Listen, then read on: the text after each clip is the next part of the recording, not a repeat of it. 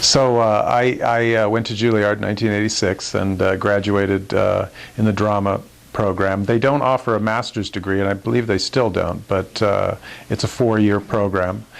And when I had already started working as a professional actor. I was 25 when I got into Juilliard, and had started getting work in local theaters in Seattle and some professional theaters. But I could see that I had limitations, and that bothered me.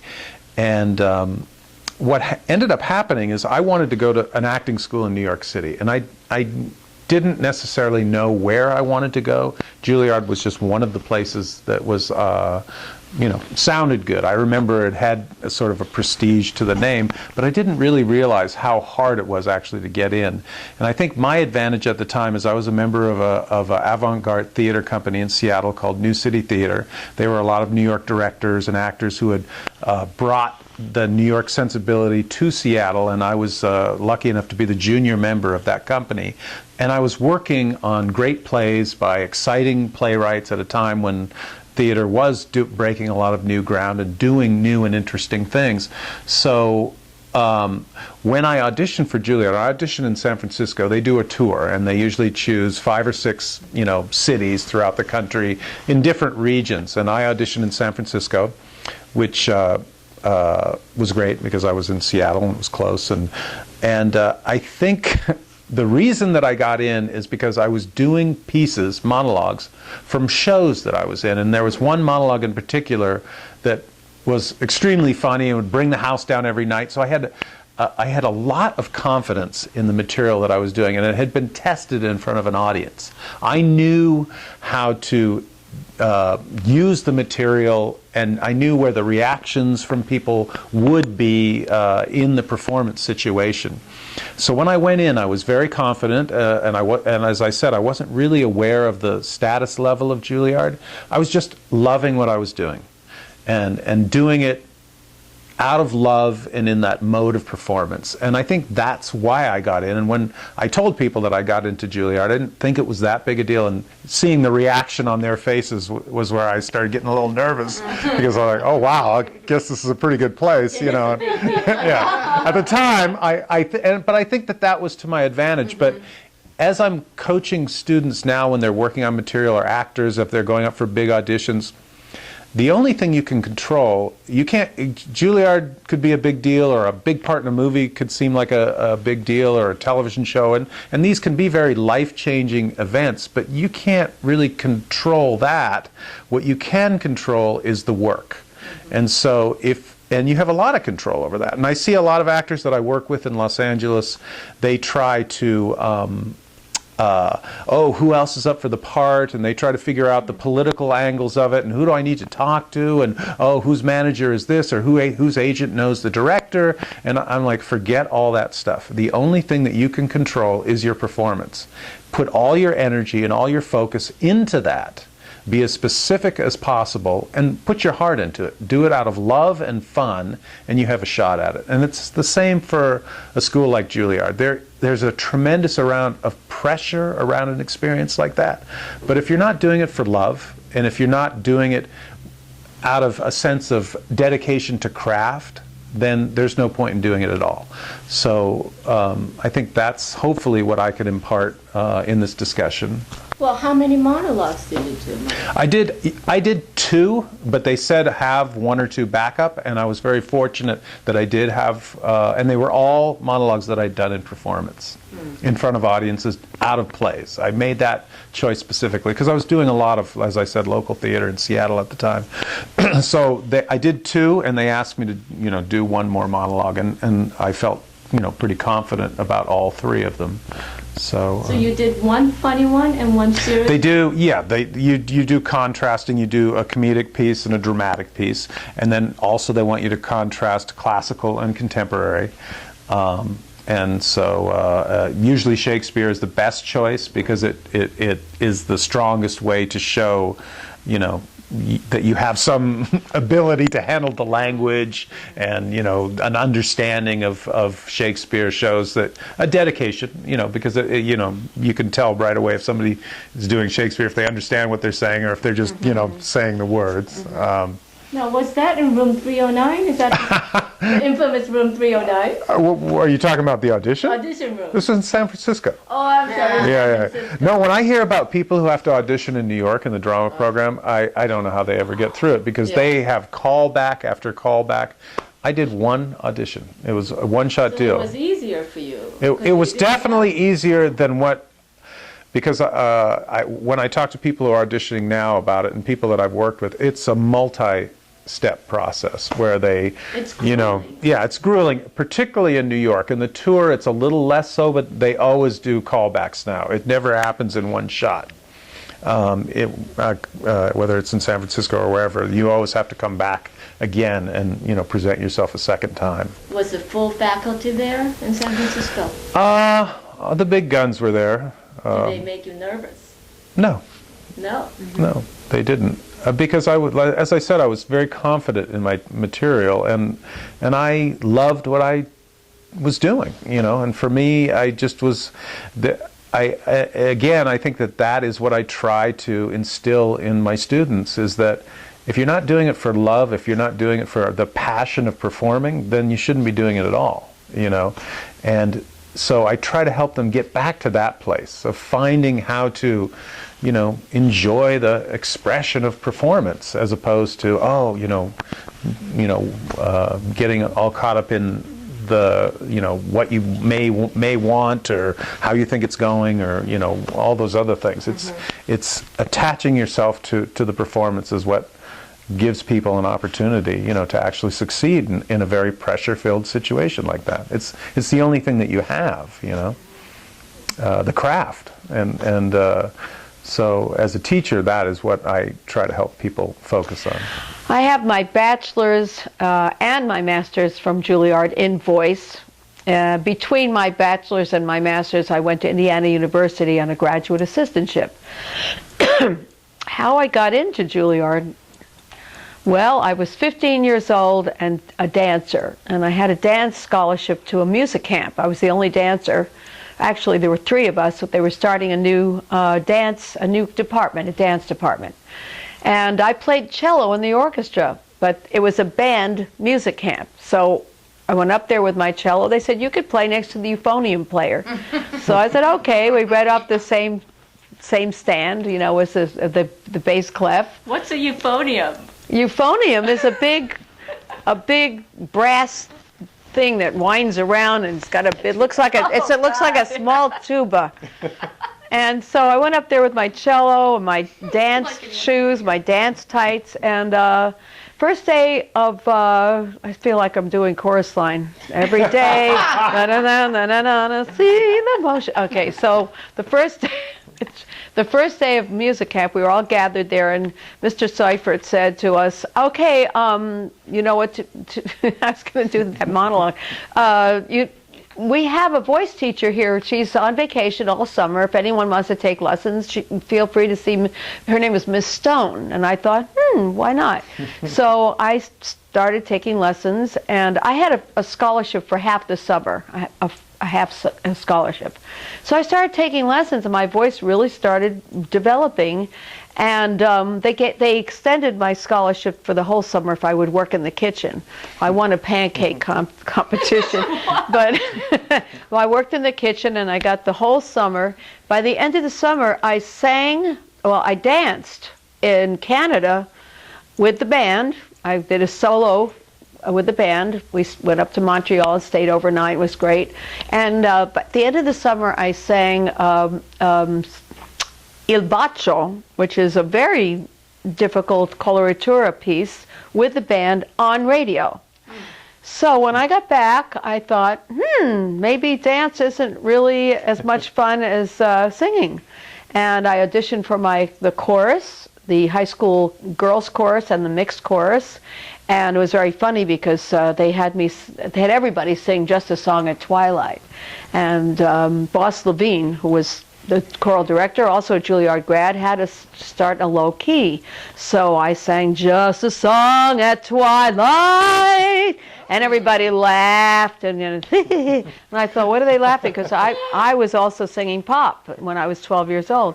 So he says, wait a minute, everybody, let me take the key higher. So he hiked it up about 5 tones, and he played it. Now sing it again. Just a song at twilight. And then everybody went, oh my gosh. Okay, so I got into the chorus. I got into the mixed chorus. I became soloist.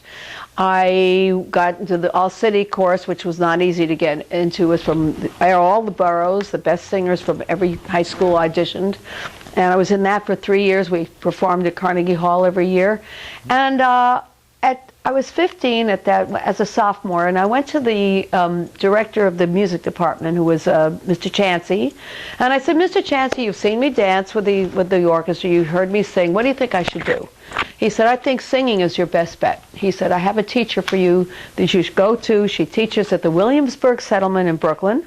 I was in Brooklyn, of course, and it took me 3 trains, and I got there, got a scholarship, and she was wonderful. She was from Austria, and her husband was, her name was Julia Hines. Her husband was Hans Hines, who taught at Juilliard.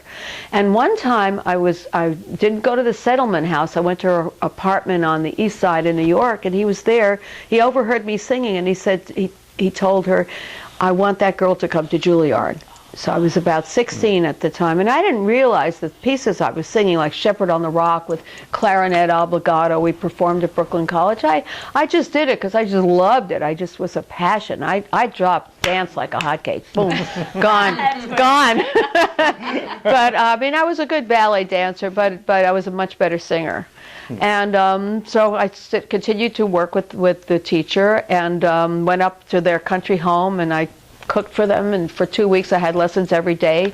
It was a passion. I couldn't stop singing. I was obsessed with my voice, with just the love of the art and just the sounds that were coming out. And at 18 I auditioned for Juilliard, Manhattan School of Music, Mannes College of Music, and got scholarships to all 3. So I chose Juilliard, and that's how I got into Juilliard. A lot of hard work, but I never thought of it as work. It was fun.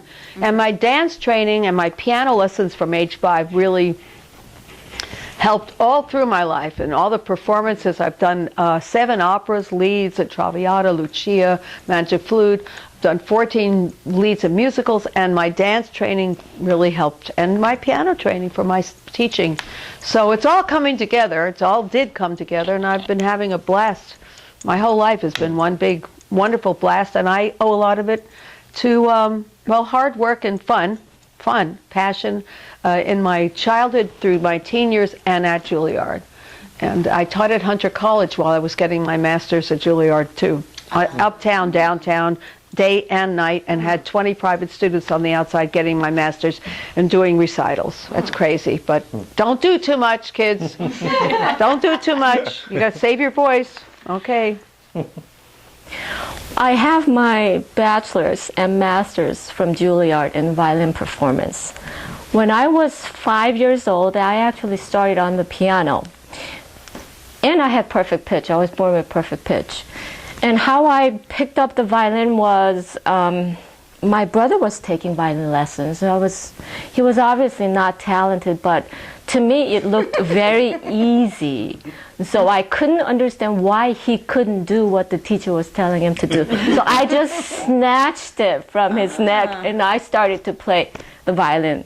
And the teacher was amazed. And after that, I started taking both piano and violin lessons, and I prefer the sound of the violin better than the piano. It just moved me more. So that was 8 on, and I was practicing every day and having lessons every day on the violin. Now, getting into Juilliard for me was relatively easy because I started prepping for it when I was 12 years old. And when you start prepping for it that early, it's not that hard getting into Juilliard. If you know when you're 12 years old that you want to go to San Francisco or you want to go to New York, and you start walking that way every day, well, of course you know where you're going to end up. So I'm what you call a Juilliard baby. I did 6 years in pre-college, starting with a top professor, which was Mr. Galamian at the time. And he was already teaching at Juilliard. So when you're studying with him 6 years prior in pre-college, it's pretty much a given fact that you're going to end up at Juilliard. So there's one tip for you. You have to pick the right teacher. Auditioning for the Juilliard audition itself was relatively easy. I didn't have any problems with the audition process. But going back to the pre-college years, really it was my mother who helped me. I couldn't have done it by myself. What do I know when I'm 12 years old? I just went with my mother. Wherever she took me is where I went. And she took me to the best teachers. She's the one who put me on the train. She put me on the bus. She put me on the plane. She drove me, rain and snow, whether it was an hour or two, sometimes 5 or 6 hours to my summer camp. And then she would drop me off and then come back in 6 weeks and pick me up. So I really owe it all to my mother. And I thought at the time when I was at pre-college that I was very dedicated. You know, here I am taking the bus and train 5 hours to do pre-college every Saturday. There's nobody more dedicated than me. Wrong. I actually found out there was this girl who flew in from Michigan every weekend to do the pre-college program on Saturdays with her mother.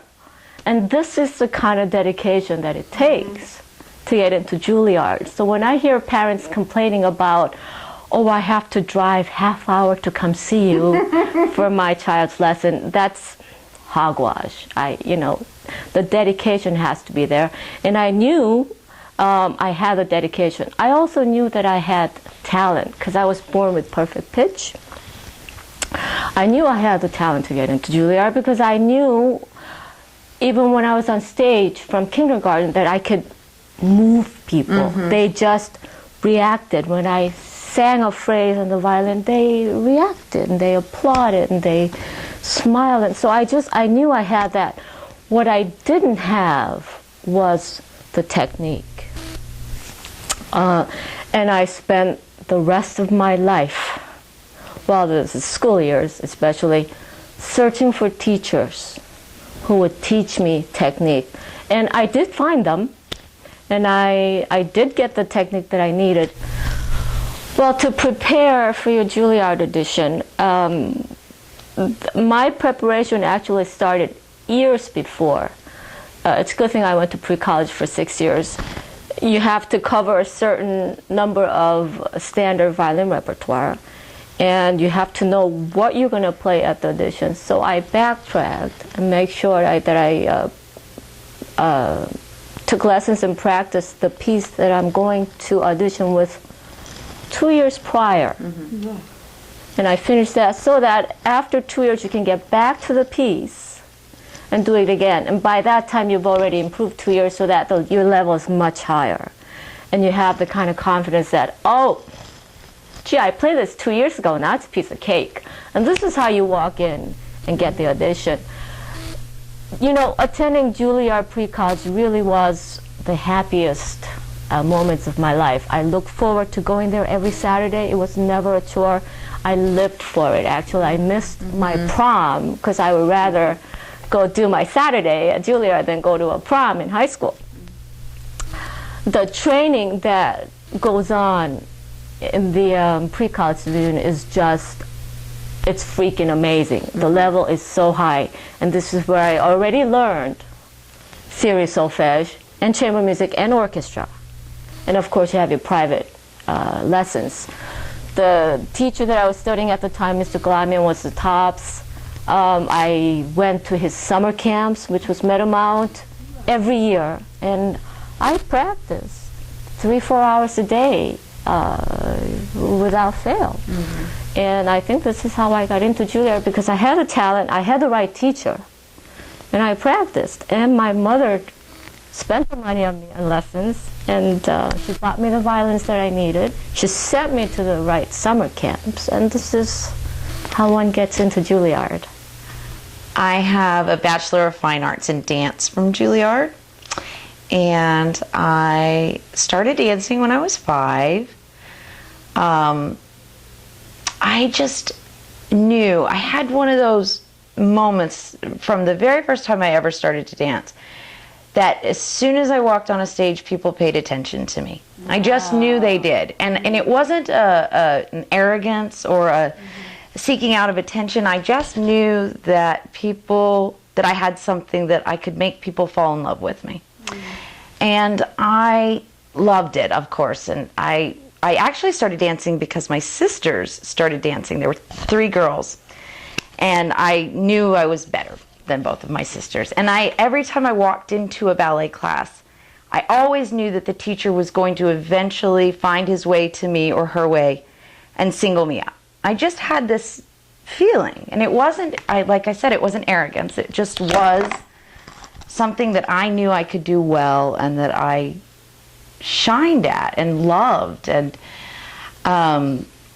like all young ballet dancers, I was obsessed with my generations of greats, which were Gelsey Kirkland and Suzanne Farrell and all the Balanchine dancers. And as you can see, I am not at all built like them. So when I was in high school, I actually went through a brief, very disheartening phase where I was just sure that I was not destined to be a dancer, even though I had literally dreamed of it since I was 5. I had never done anything else. I mean, I sacrificed my entire life to it. As Cara said, she missed her prom. I missed everything. The references that people my age reference of movies and TV shows, and I don't have them because I didn't watch them and I didn't go to them and I didn't see them. I literally spent all my time either in school or in a dance studio.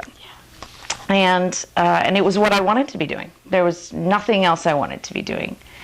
I read books about ballet. I saw White Nights about 1 million times. Wow. I watched anything about dance, and this was before computers, so you had to seek it out. There wasn't a lot. One of my earliest memories is reading a book called This Is a Dancer, and it was all these pictures of little children from the Royal Ballet. And I just thought it was the most amazing thing in the world. But as I said, I was starting to kind of get a little disheartened that I wasn't going to get to be the kind of dancer that I wanted to be. I was fortunate in that I was studying at really good schools, and in the summers, as dancers, you would go and you'd study, and I would study at Boston Ballet. I had a really wonderful summer program, and also Hartford Ballet.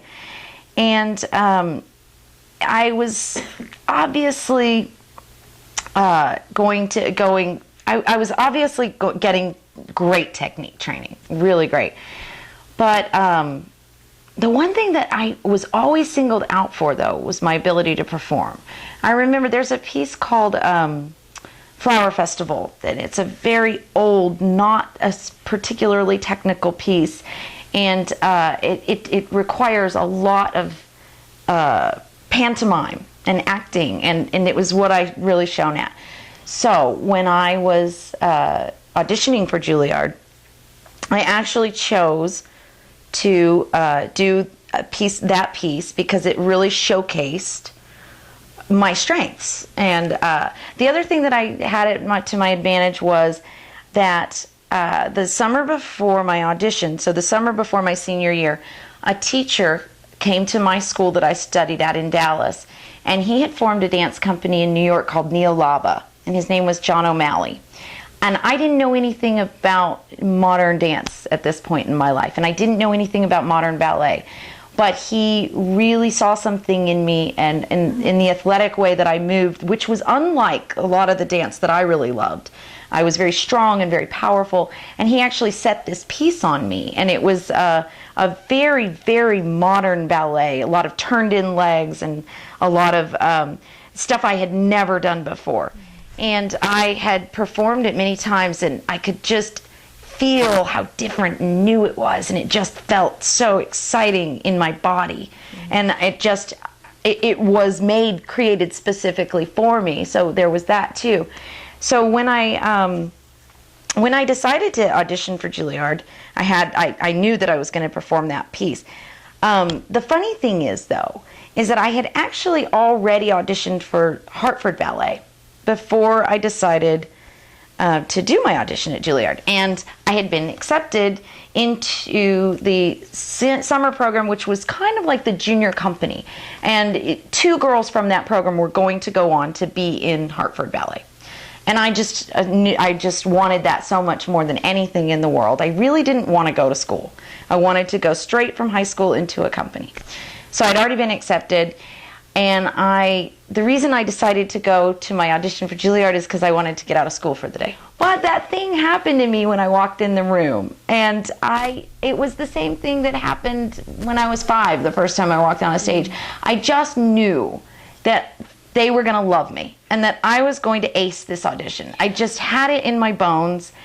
I've actually never auditioned for anything without that feeling. It's an odd thing that I get, that I just know how to make people like what I'm doing, and it's almost like I'm tricking them into thinking I'm better than I am. And I don't think that that's really true. I think it's just a confidence that you have, and it comes from years of technique, and it comes from years of passion and love and dedication, so much so that you do know that you are probably going to turn the heads in the room, and then there's the love. And really, I think what people recognize when I say that I know how to make them fall in love with me, it's not that, it's just that I am so in love with what I'm doing. And I'm so in love with the movement, and I'm so in love with the feeling that you get when you perform and when you dance, and that it's very, very transferable, and it's obviously going to be felt. But the other thing that was great was that piece that I did that my teacher had made for me, the John O'Malley from Neolaba. It was exactly, and I didn't realize this, it was exactly what was happening in the dance world at that time. The dance world was moving towards this new sort of athletic, strong kind of dancing that was actually exactly what I did. And so me ending up at Juilliard was the most perfect place I could go because it actually played to my strengths. And then I also did that piece from Flower Festival, which showcased my ability to really perform well. And so I think I chose the right pieces.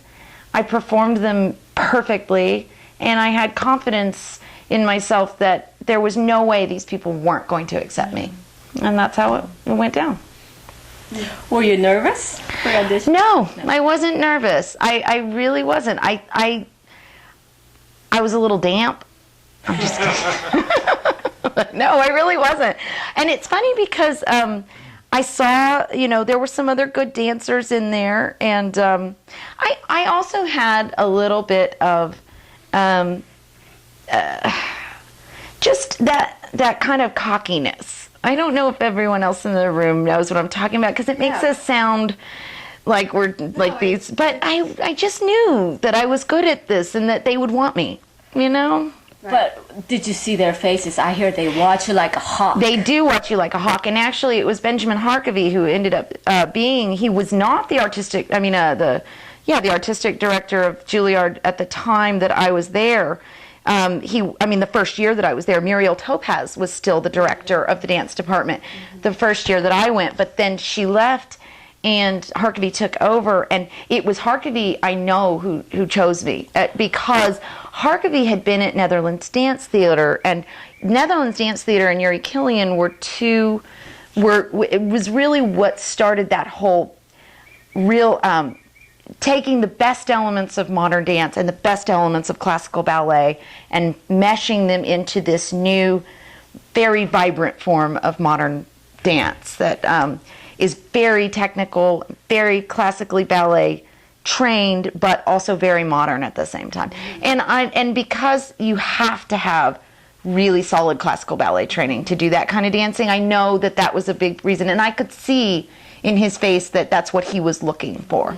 And it was, maybe it's also that ability to recognize subtle cues that we all have. I could recognize that they liked me, and I could recognize what they liked. And all this is obviously subconscious. I wasn't doing it consciously, but I could tell, I knew to do the Neolaba piece first. I knew to do it first, just subconsciously, and that if they were going to ask me to dance again, to do the other one. It's just, you make smart decisions when you are that dedicated to it. And it's not like smart decisions that you can teach someone to make, because you're making them instinctively.